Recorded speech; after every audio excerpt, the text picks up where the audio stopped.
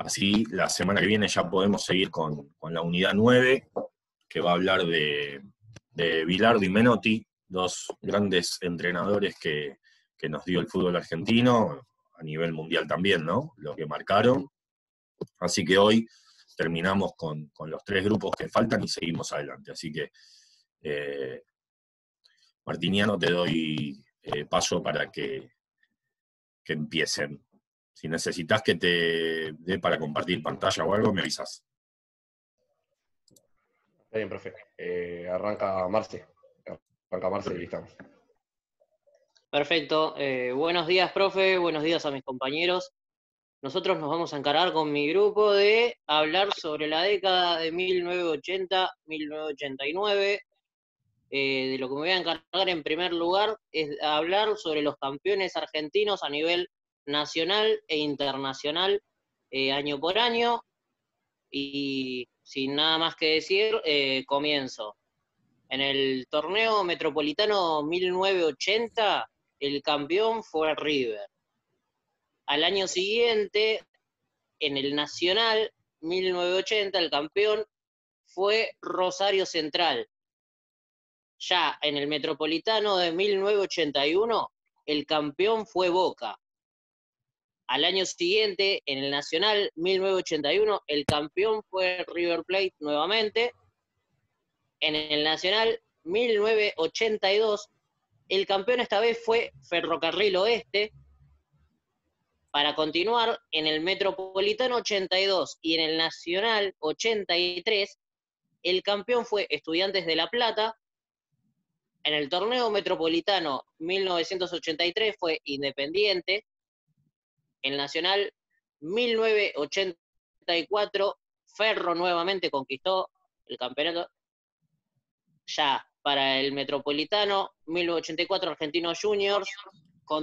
Continuando así, para el Nacional 1985, volver a salir campeón nuevamente.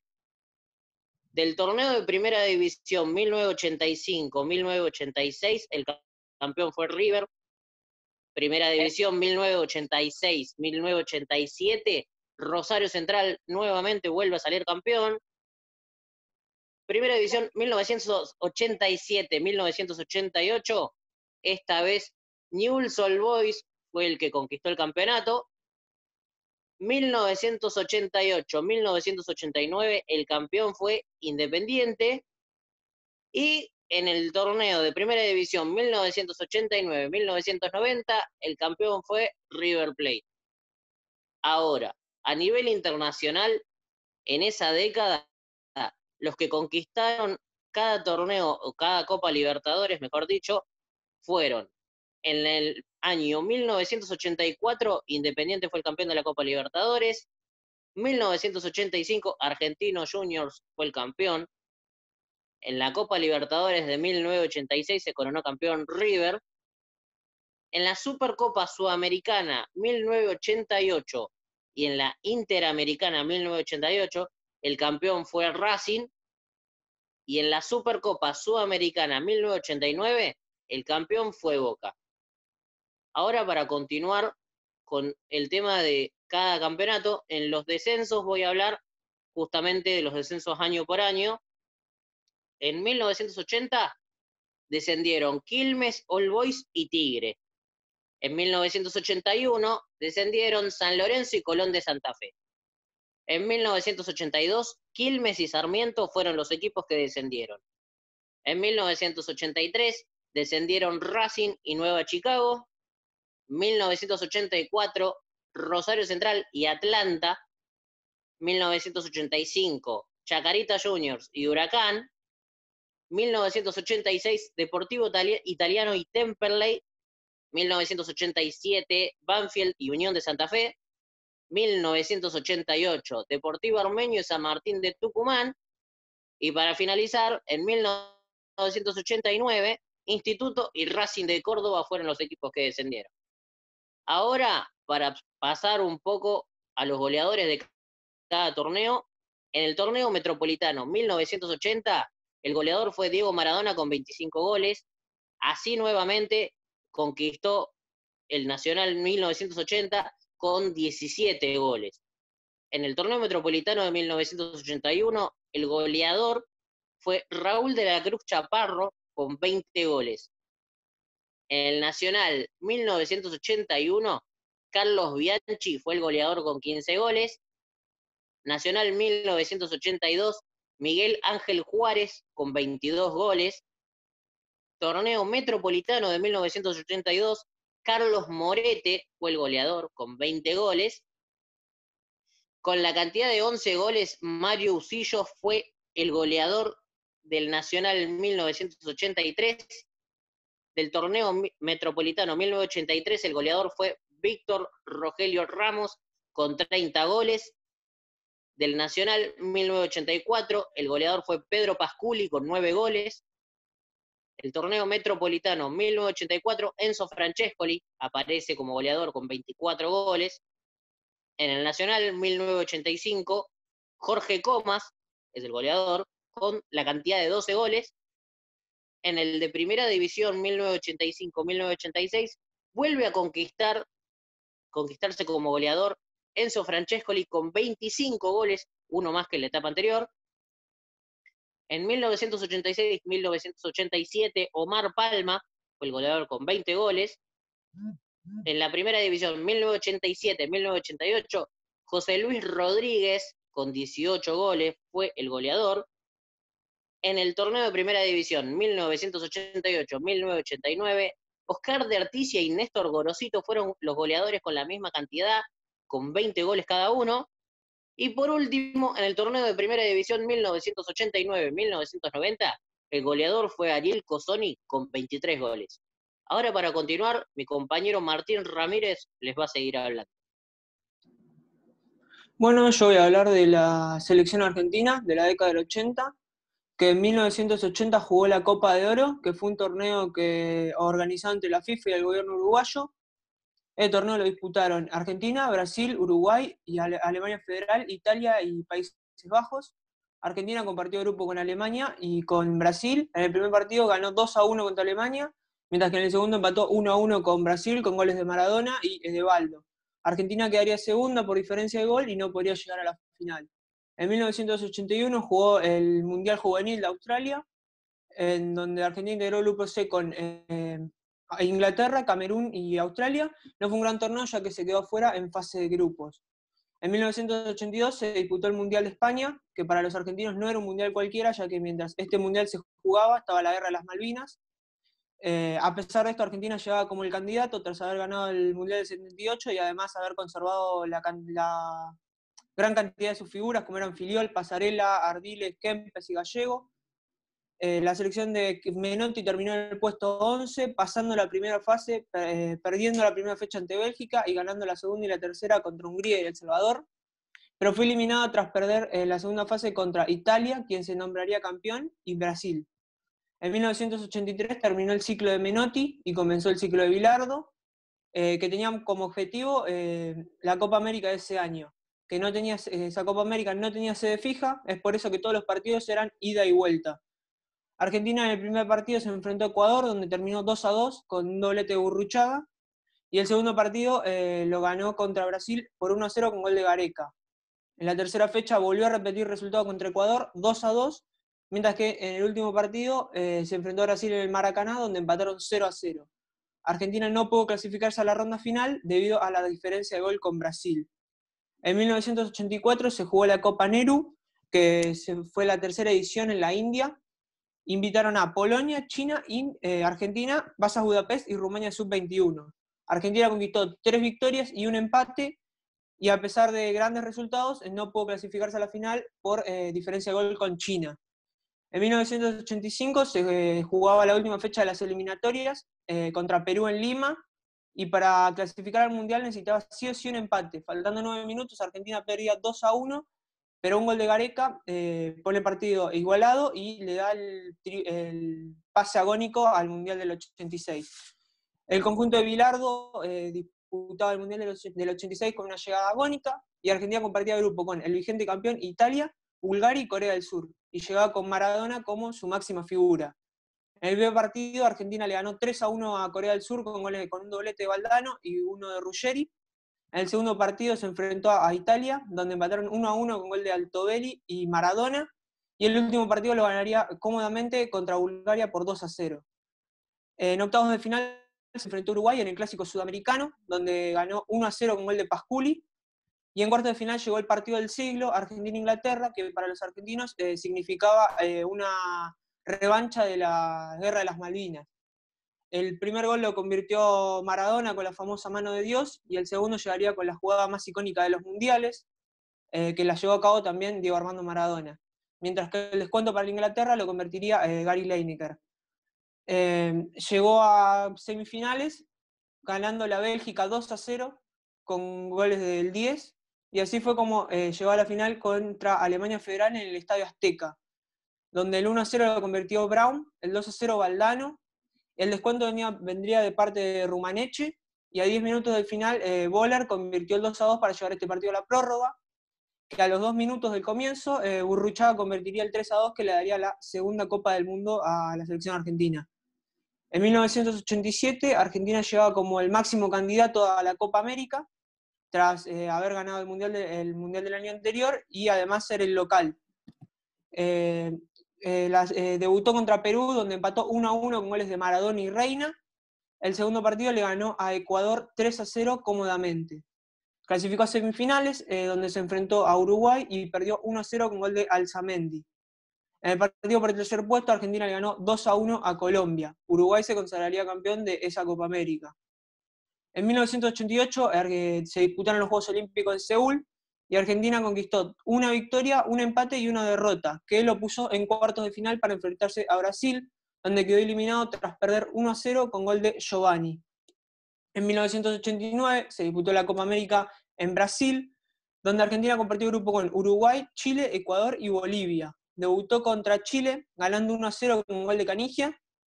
Empató con Ecuador la segunda fecha. En la tercera le ganó Uruguay 1-0 y en la última fecha empató con Bolivia. En la fase final estaban Brasil, Uruguay, Argentina y Paraguay.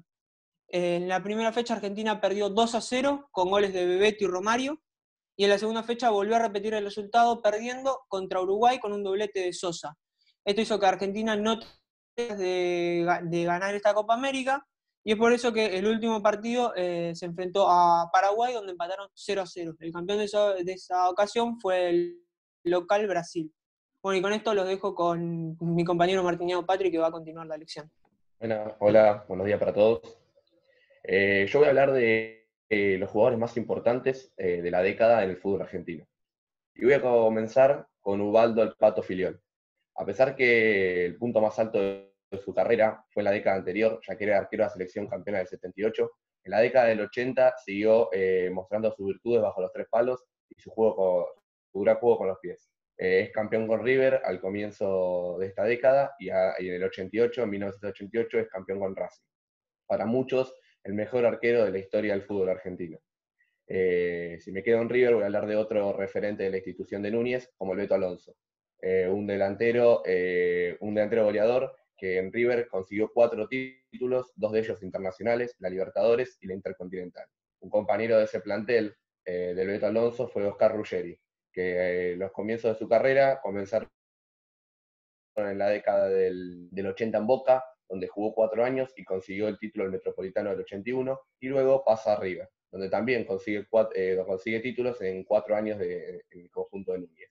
Su gran juego hace que pegue el salto a Europa y que sea citado a selección. Se convierte en un referente y caudillo de la selección del 86.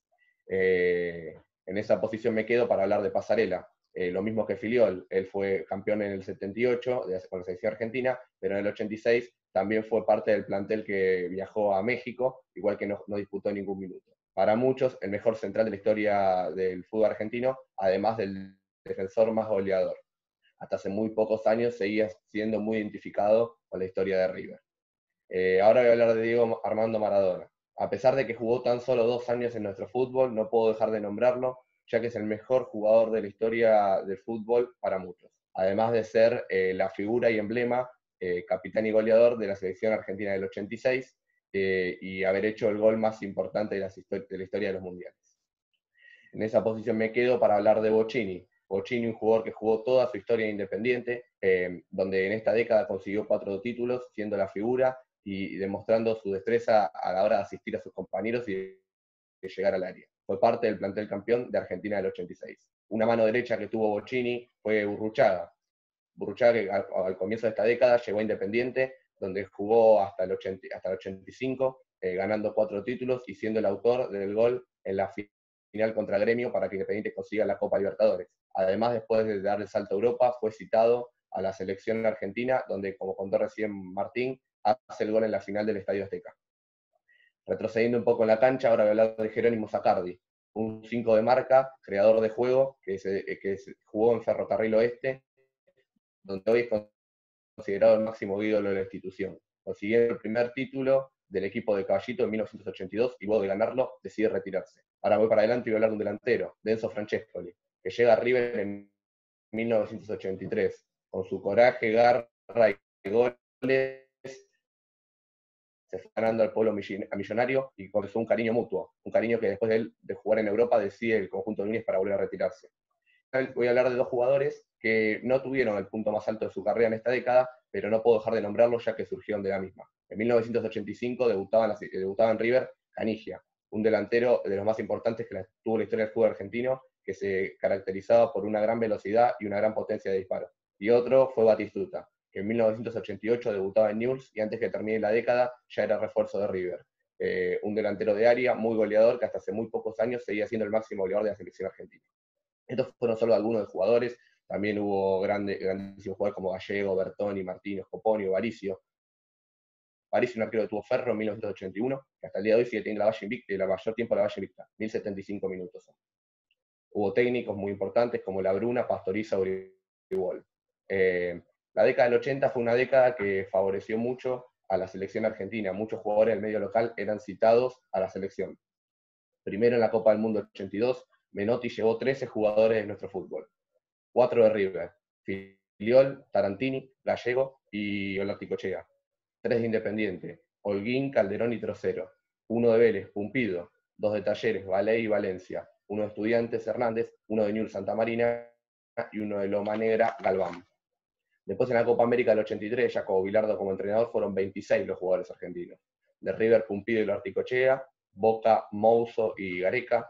Independiente llevó 5, Clausen, Burruchaga, Trocero, Marangoni y Justi. San Lorenzo 2, Rinaldi y Insúa. Vélez, Brujido y Jorge. Estudiantes, Camino, Ponce, Troviani, Russo, Isabela. Argentino, Filiol, Newell's, Ramos. Ferro, Márcico, Garré y Cooper. Y por último, Racing de Córdoba, Amuchastegui.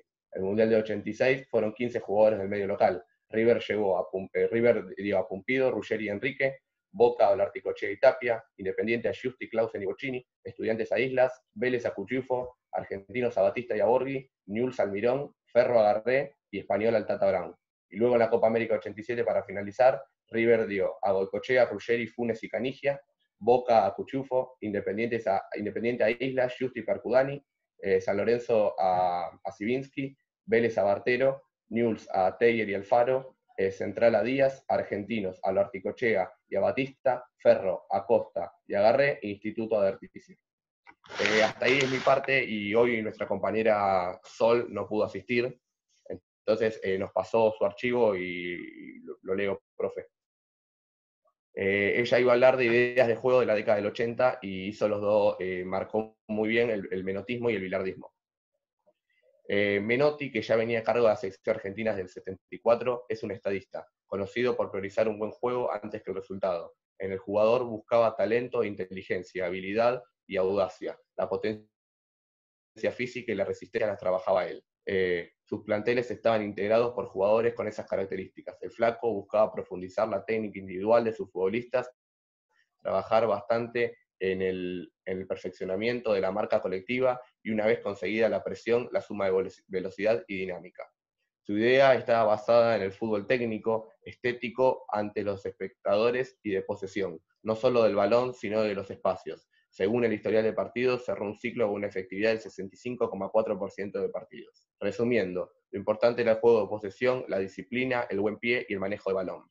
En marzo del 83 comenzaba el ciclo de Bilardo cuando asume como director técnico de la selección argentina. Bilardo llega con un estilo directo y enfocado en contener al adversario. Sus jugadores, además de habilidosos y resistentes, debían gozar de picardía. Su idea era conocida por ganar a cualquier costo, como él decía. Si bien prestaba un encuentro atractivo, lo más importante era el resultado. Siempre metódico, muy exigente de lo táctico, tenía estrategias y tácticas personalizadas para distintos jugadores. El doctor también fue muy conocido por crear y aplicar el esquema 3-5-2, con el líbero y los dos famosos stoppers. Según el historial de partidos, cerró su ciclo con una efectividad del 51,9%.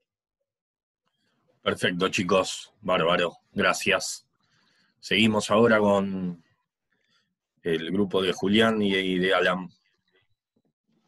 Hola, buen día. A nosotros nos toca hablar de la década del 90.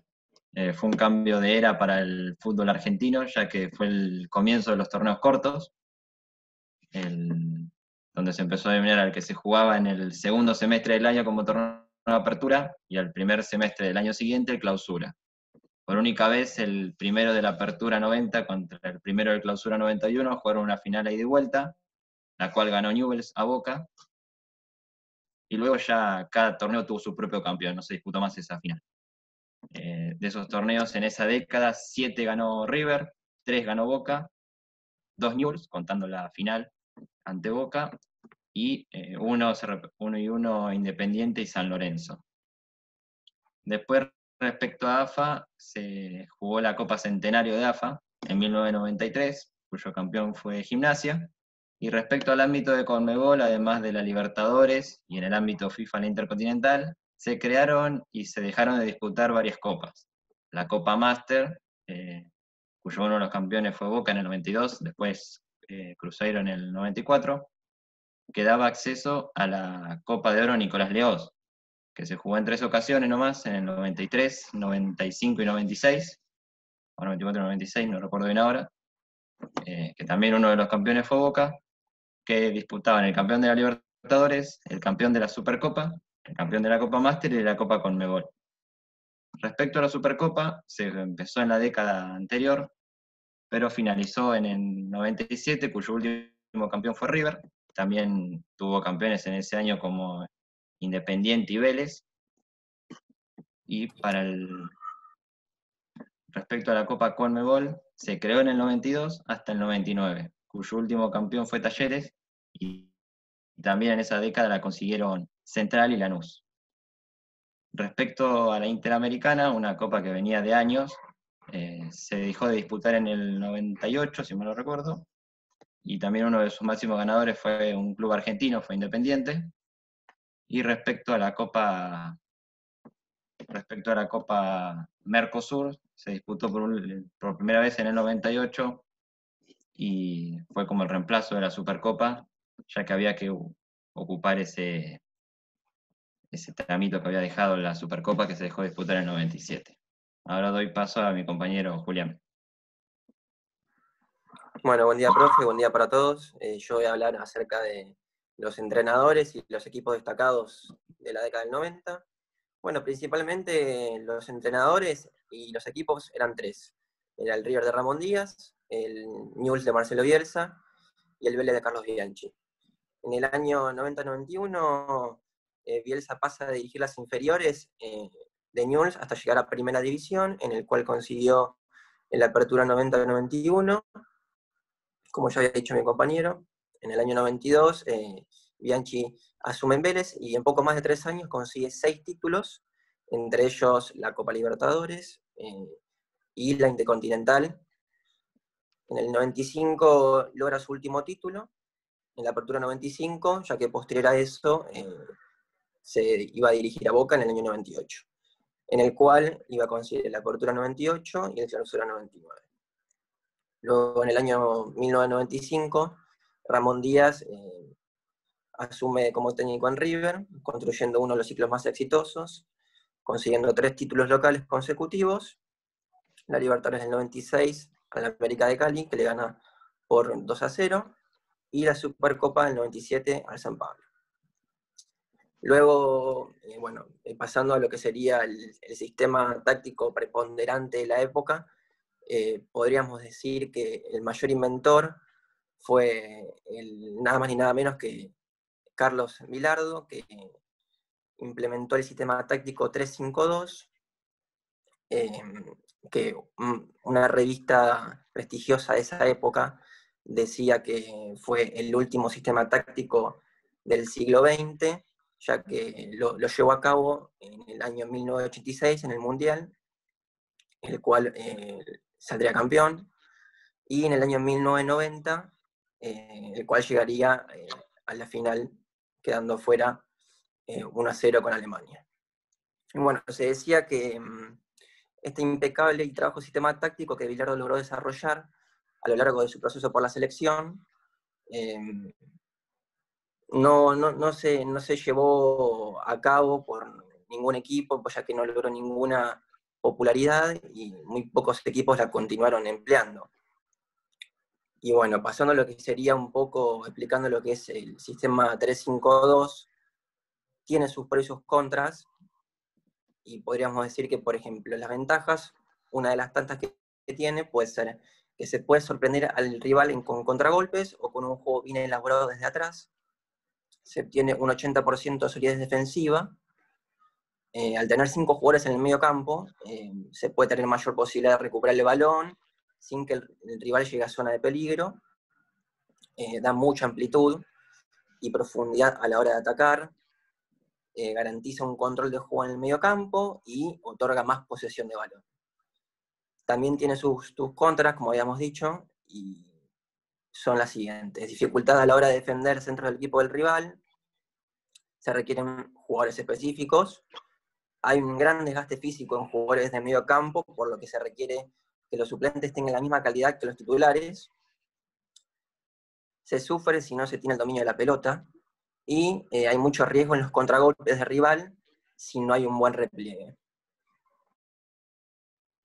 Ahora le doy paso a Alan de vuelta, que va a hablar acerca de la selección. Para no dejar estos temas al aire, ya que algunos compañeros no pudieron dar, respecto a la selección, tuvo una década de la mayor un poquito oscura, aparte del subcampeonato del 90, se le da el doping positivo de Maradona en el Estados Unidos 94, luego queda eliminado en octavos, y en Francia 98, otra vez no puede conseguir el título, queda en los cuartos, pero fue la reivindicación de la sub-20, consiguiendo el bicampeonato del mundo con Qatar 95 de la mano de Peckerman, y en Malasia 97 con figuras que tuvieron sus debuts en esa década, caso de la formación, por ejemplo, de la final, que fue Leo Franco, Sarrizuela, Cufré, Samuel, Placente, Cubero, Scaloni, entrenador actual de la selección, Cambiaso, Riquelme, Quintana, Romeo, entre otras figuras que tuvo ese seleccionado sub-20. Y para hablar un poco también de jugadores destacados de la época, se puede destacar que tuvimos uno de los mejores arqueros extranjeros acá en el fútbol argentino, José Luis Chilaver, el arquero goleador. El final de la carrera de Francescoli, multicampeón en River, y se da el surgimiento también de otras figuras como los debuts de Almeida, Gallardo, Ortega, Cambiaso, que ya lo había nombrado, Crespo, Zanetti, Sorín, la aparición de Palermo, Samuel, Ayala, entre otras grandes figuras que empezaron a surgir en esa década del 90.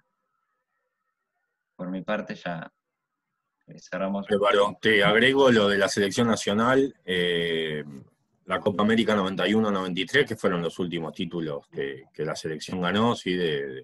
Una consulta respecto a eso.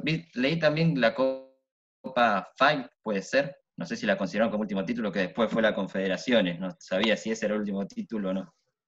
Sí, en realidad, valedero o que tenga representación a nivel internacional. Contamos la Copa América porque después, cuando las copas se empiezan a cambiar de nombre, de alguna manera lo que es hoy la Copa de las Confederaciones se conoce como tal y se empieza a contar los campeones a partir de la creación de la Copa. La selección nacional, el último título en el año 93, con Basile como entrenador y una gran selección que llegó como candidata al Mundial 94, más allá de la goleada que sufrió acá en el Monumental con Colombia y que tuvo que ir a jugar un desempate con Australia, que es la vuelta de Maradona a la selección, y bueno, después lo que ya todos conocemos que sucedió en el Mundial 94. Digo, esa selección 91-93 de Alfio Basile, no solamente que jugaba muy bien, sino que tuvo un récord de casi 33 o 34 partidos invictos, que creo que lo pierde con Colombia, en Colombia, cuando pierde 2-1 en Barranquilla, sumado no solamente los torneos de Copa América, sino los amistosos que llevaba adelante, llegó creo que 33 o 34 partidos. Te agrego eso, que ha sido también importante para la selección, aparte de todos los que comentaron. Bien, nos quedaría solamente un grupo, nos queda un minuto, nos desconectamos, nos volvemos a conectar y ya terminamos todo lo que tiene que ver con la historia del fútbol argentino, parte 1, parte 2. Una vez que finalizan los compañeros, les muestro la actividad que tienen que hacer para dentro de más o menos 15 días. ¿Vale? Perfecto.